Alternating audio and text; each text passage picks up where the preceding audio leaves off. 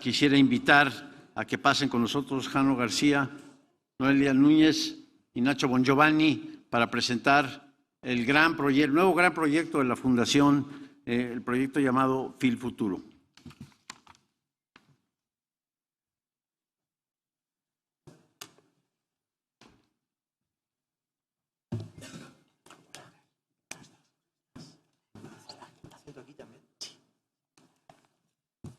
Estamos un poco apresurados de tiempo,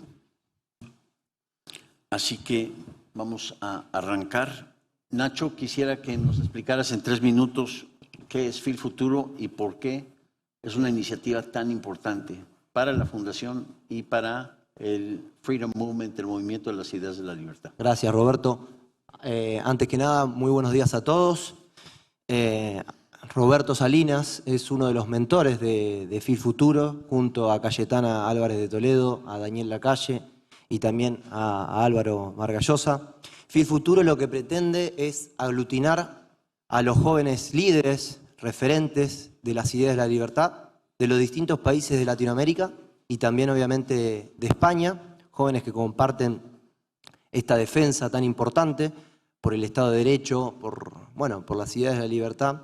Y en definitiva una pelea muy dura que también tenemos que dar, sobre todo en Latinoamérica, que en estos momentos está bajo gobiernos de izquierda, en Chile, en Colombia, en Brasil, en Argentina. Esperemos que lo de Argentina sea solo por unos meses más y que cambie la historia.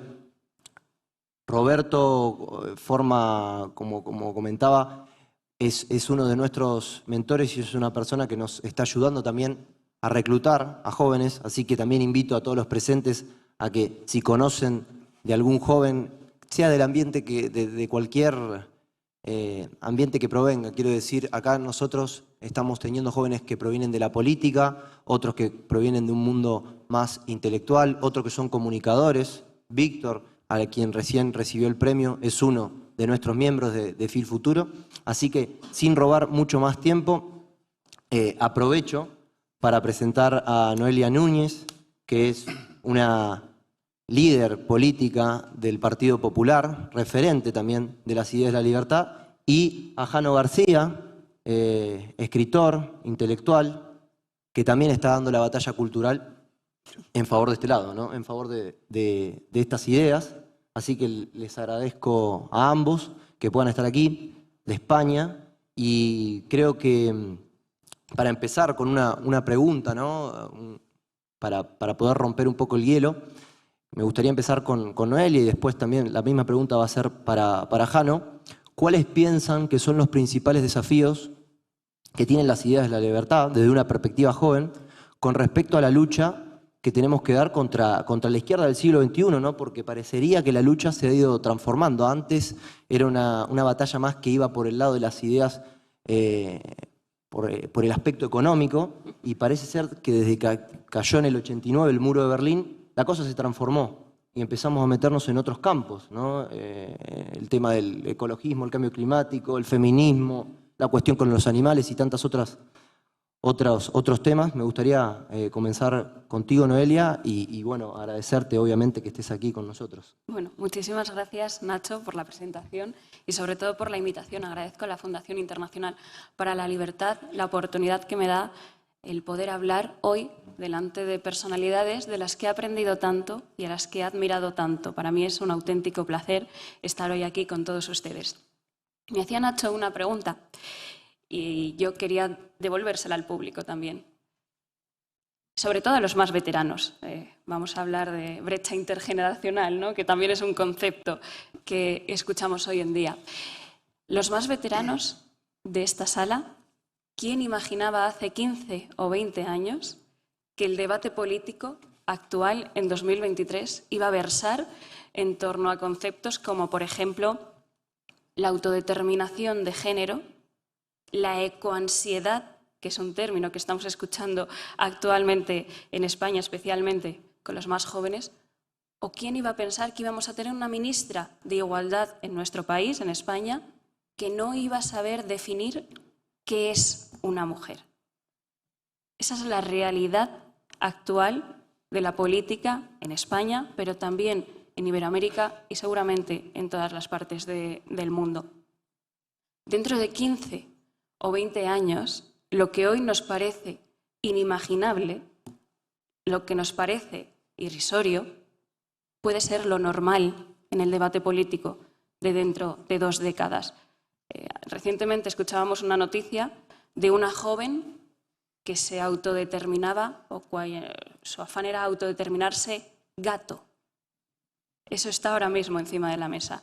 Provoca risas, pero es que ¿quién nos dice que en 15 o 20 años el futuro político, el debate político, no vaya a pasar por la autodeterminación de especie, por ejemplo? Podemos estar enfocados ahí. Y es que vivimos actualmente en una dictadura, y no hay que tener miedo a decirlo, vivimos en una dictadura woke, que es un concepto que ha emanado de Estados Unidos y que la traducción que ha hecho la Real Academia Española de la Lengua a mí me preocupa enormemente, porque lo ha asimilado al término concienciado. Es decir, si uno no defiende los postulados woke, automáticamente no está concienciado. Y creo que es fundamental que las ideas de la libertad den esa batalla contra esa dictadura woke a la que estamos actualmente sometidos. No sé si me puedo extender más o si pasamos a otras preguntas porque... Vamos a pasar con Jano, a que Jano también planteanos un poco cuáles te parece que son los desafíos, ¿no?, que tenemos de este lado con respecto a lo que también mencionaba Loelia y bueno, a estas batallas nuevas, ¿no?, de la izquierda. Muy buenos días. En primer lugar, gracias Nacho por la presentación excesiva. También gracias a la Fundación Internacional para la Libertad por permitirme estar aquí. Gracias a todos ustedes por estar esta mañana tan calurosa. Bueno, habéis comentado un poco por encima, ¿no? Hablábamos del año 1989, el muro de Berlín. A partir de ese momento, desde luego que la izquierda tiene que reinventarse, ¿no? Y debe hacerlo porque su sujeto político, que era el obrero, desaparece. Ya esa lucha de clases, ya esa cuestión económica que decías tú, deja de tener interés y sobre todo deja de tener impacto. Y entonces a partir de ahí nacen diferentes movimientos, diferentes ideas de esa política de estómago, que digo yo, que va mucho más a cuestiones emocionales, no tanto a cuestiones racionales, porque en la batalla racional, en la batalla de los hechos, en la batalla de los datos, tiene muy poco que hacer, ¿no? Entonces, bueno, hay que intentar, y sobre todo en el juego democrático, que consiste en cantidad, no tanto en calidad, aumentar el máximo número de votos posibles y eso, desde una perspectiva emocional, se suele hacer mucho más fácil. Para mí hay 4 pilares fundamentales, 4 desafíos. Hablaba de la ideología woke, de cómo, de concienciación, ¿no? Si no estás metido en ese mundo, entonces parece que eres una persona perversa, que no te interesa, no tienes ningún tipo de humanidad, ¿no?, ni de respeto por los demás. Pero yo creo que hay 4 ideas fundamentales que conviene hacer una enmienda a la totalidad. La primera de ellas es la cuestión igualitaria. Es una premisa que ahora todos aceptamos, ¿no? Aquí en España estamos en campaña electoral, bueno, también en Argentina y en otros sitios, y escuchamos continuamente cómo los políticos hablan continuamente de la igualdad, ¿no? Tanto es así que ahora, el otro día leía el programa económico que presentaba, o esbozaba más bien, el Partido Popular, hablaba de disminución de los impuestos para las rentas inferiores a 40.000 euros. O sea, ya hemos aceptado que una persona que gana 60.000 euros, pues ¿por qué le vamos a bajar los impuestos, no? Es demasiado rico. Entonces nosotros, como estamos buscando esa igualdad continua, no solo en el ámbito económico, yo me centro en el ámbito económico porque estudié economía, entonces es lo que me interesa, pero se ve también en otras cuestiones, en la igualdad solo puedes conseguirla siempre hacia abajo, nunca hacia arriba. Claro, no puedes igualar al mediocre con el brillante, es imposible, pero al brillante sí que lo puedes aplastar para intentar que esté al mismo nivel que la mediocridad. Entonces, para mí la premisa de la igualdad hay que luchar contra ella. También lo vemos con la cuestión feminista, que no deja de ser un hijo de ese concepto de igualdad, en el que nos dicen continuamente que hombres y mujeres somos iguales, lo cual es falso. Es rotundamente falso. No somos iguales, no pasa nada porque no seamos iguales, tenemos nuestras virtudes y nuestros defectos. Evidentemente, esto no implica que alguien tenga que tener una posición de privilegio sobre el otro sexo, ¿no? Pero se confunde todo y entramos en estas políticas. Hablaba que ya ha sido el delirio, digamos, el final del camino ha sido la ley trans. Es decir, bueno, tú eres lo que te sientes. Ya en una cosa disparatada. Pero es un camino que empieza bajo la idea de que todos somos iguales, el feminismo. Luego la cuestión climática. Hemos visto en España... Bueno, yo el año pasado, por ejemplo, estuve en Colombia y me sorprendió mucho cómo ha entrado también el rollo este eco-friendly, ¿no? En un país que desde luego tiene problemas más importantes que creer que esto es muy arrogante por nuestra parte, ¿no? Los occidentales creemos que el mundo depende de nosotros y pensamos que somos los que lo tenemos que salvar. Entonces, bueno, en ese juego verde hemos aceptado un montón de políticas que ciertamente han generado un empobrecimiento generalizado de muchos ciudadanos. El caso de España particularmente, gracias a esas políticas verdes destinadas a salvar el mundo, porque claro, el mundo somos nosotros y poco importa lo que pase en China, apenas son 1.400 millones de habitantes, o lo que pasa en la India, que son 1.500 millones de habitantes, pues bueno, hemos aceptado esa premisa y ahora pagamos la factura de la luz más cara de nuestra historia. De hecho, Madrid es un ejemplo muy claro. En Madrid ciudad hay ciertas zonas en las que hay personas que no pueden circular libremente con su coche porque es que contaminan. Y claro, como hay que salvar el planeta, y esto acaba generando, como digo, un empobrecimiento continuo de muchos ciudadanos que en esta falsa dicotomía en la que se nos pone de si queremos luchar contra el cambio climático, entonces tenemos que empobrecernos. Incluso ya hay discursos que hablan de no seremos demasiado ricos. Y ya luego está el revisionismo, ¿no? De, bueno, es que claro, nosotros contaminamos mucho en su momento, la revolución industrial, etcétera, etcétera, entonces tenemos que pagar y expiar nuestros pecados. Y luego la cuestión multicultural, que más bien puede ser multicultural, si queremos llamarlo racial. En el caso de España es bien distinto a lo que ocurre en otros países, como el caso de Francia. No sé si ustedes han estado viendo lo que está pasando estos últimos días en Francia con numerosos disturbios en París, también en Marsella. Claro, nosotros en España tenemos una ventaja, o podemos decir algo que ha sido casi justicia histórica, y es que la mayoría de la inmigración que ha venido a España proviene de Hispanoamérica. Y los hispanoamericanos y los españoles somos primos hermanos. O sea, no existen grandes diferencias entre nosotros. Somos prácticamente lo mismo, tenemos una concepción del mundo muy similar y nuestras nociones de lo que está bien y lo que está mal son prácticamente idénticas, iguales. Pero es cierto que en la cuestión multicultural no ocurre tanto con otras, podemos decir, más bien casi religiones, culturas, en las cuales desde luego que suponen un problema. Cualquiera que haya estado a las afueras de París lo ve, ¿no? Cualquiera que haya estado en Bruselas lo ve, cualquiera que haya estado en los países nórdicos lo ve.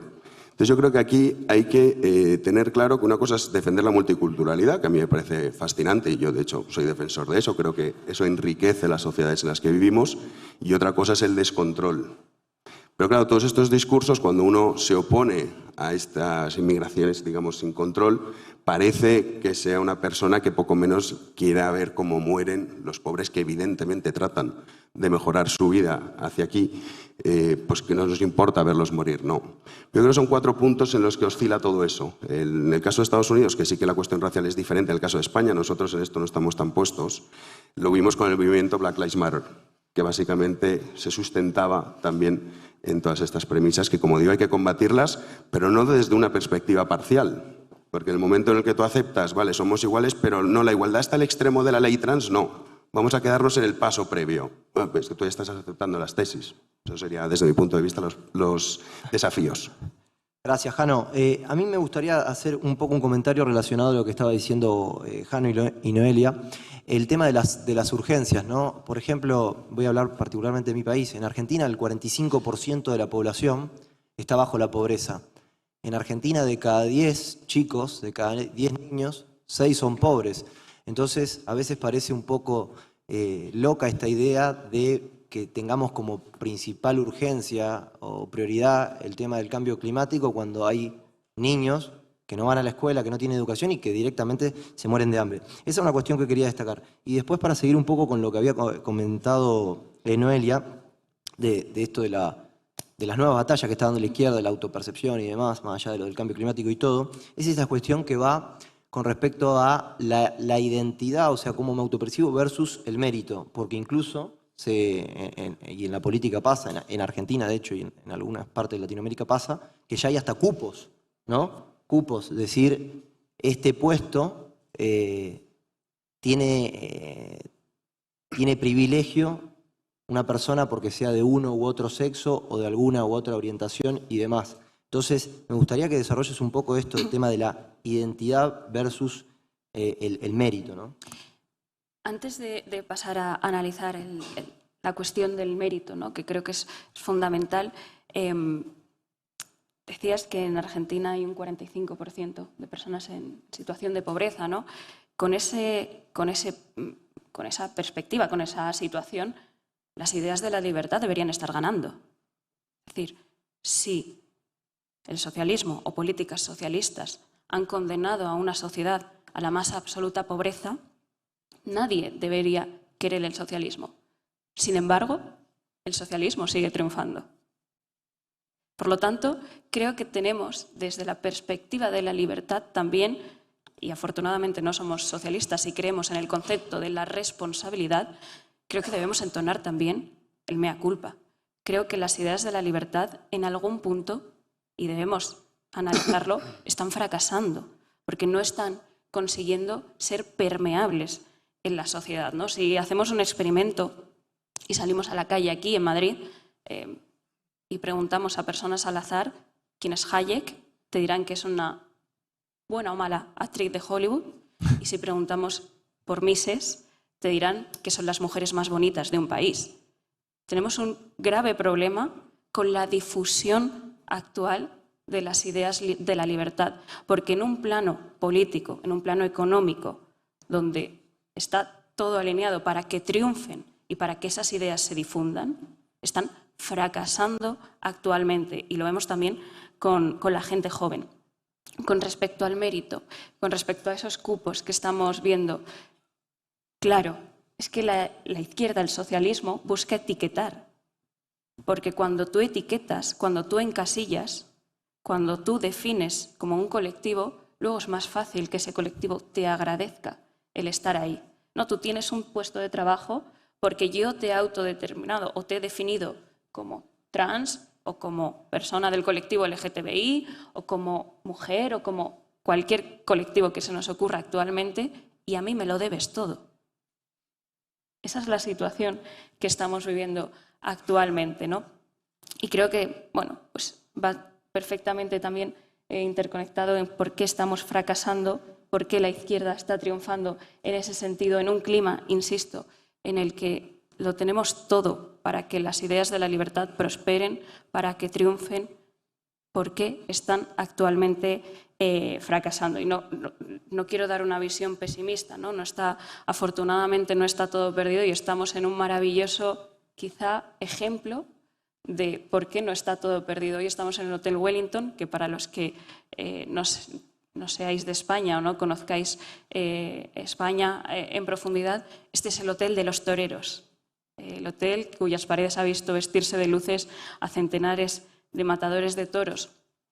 Bueno, tradicionalmente la tauromaquia en España podía estar asimilada a conceptos como lo antiguo, lo pasado de moda, donde solo iba gente mayor a los toros, y afortunadamente desde San Isidro, por ejemplo, hemos visto una plaza de toros de las Ventas llena a rebosar de personas jóvenes.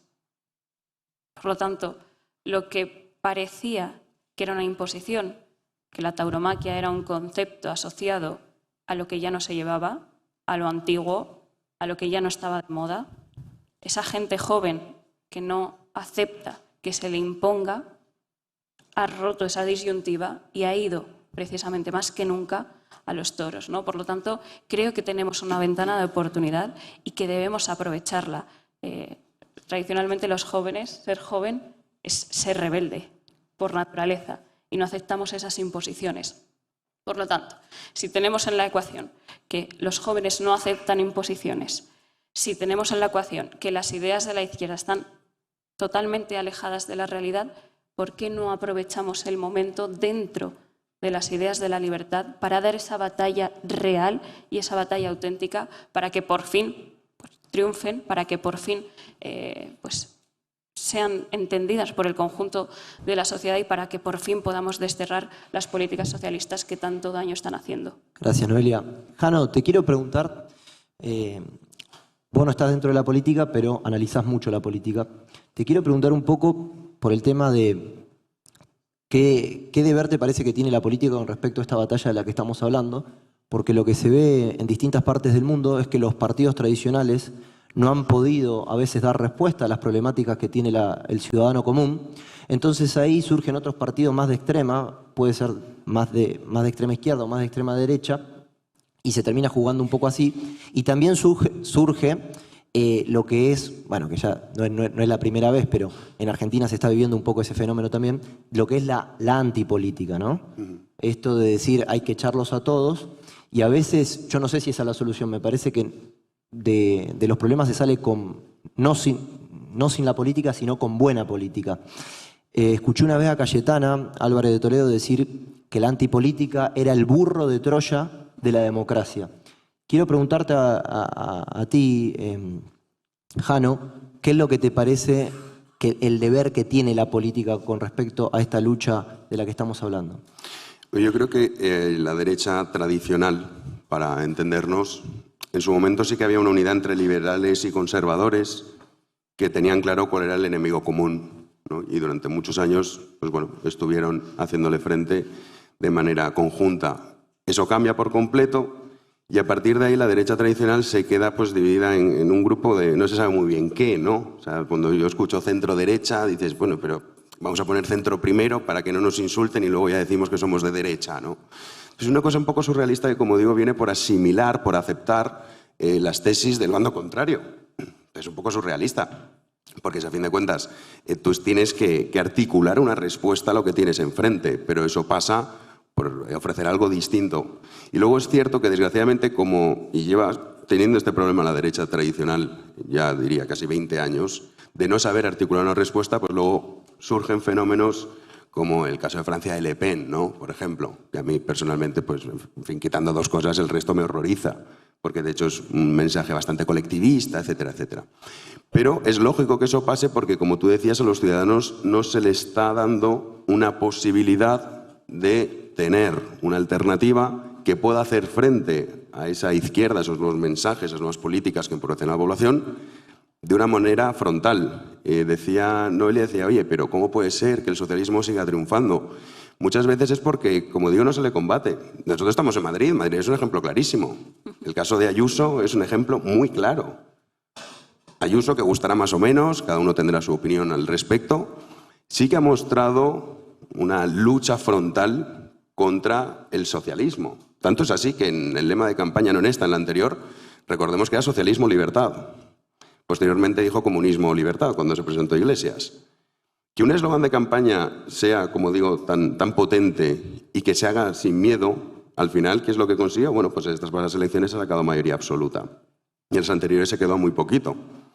Entonces, esto de que no existe una manera de poder enfrentarlo sí que existe. Y digo, Ayuso es un ejemplo muy claro de eso. Que personalmente a algunos pues, les gustará una cosa u otra, pero es una persona que, por ejemplo, en el caso de la Comunidad de Madrid, ha eliminado todos los impuestos autonómicos. Que es más, la oposición ya no se la hace porque es verdad que tiene unos rivales, en fin, de muy bajito nivel, entonces ella pues, se aburre y ya es como la oposición al sanchismo, que es el presidente del gobierno, que ni siquiera está en la Comunidad de Madrid.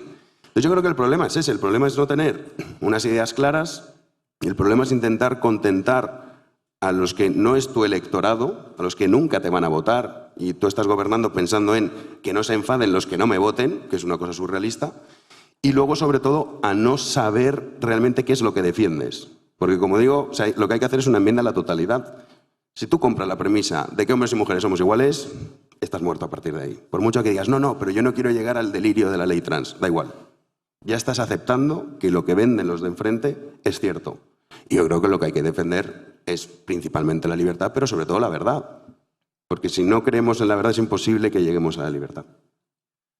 Bueno, Jano, Noelia, muchísimas gracias. Tenemos que cumplir con el tiempo, así que vamos a cerrar este panel de Fil Futuro e invitar a todos a que se sumen a este proyecto que es bastante reciente de la Fundación Internacional para la Libertad, donde estamos tratando de reclutar a los jóvenes líderes más importantes de España y también de Latinoamérica, así que muchísimas gracias a todos. Muchas gracias.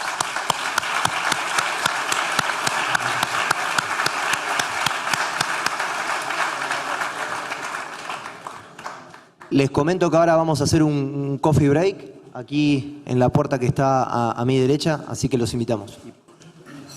Y era puntual el regreso, que creo que